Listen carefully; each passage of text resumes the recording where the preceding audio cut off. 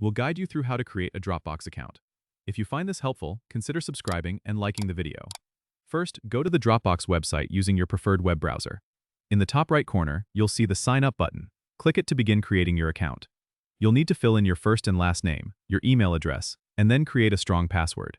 Make sure your password is something memorable but secure, combining letters, numbers, and symbols. After entering your details, you'll see a checkbox for agreeing to the Dropbox terms.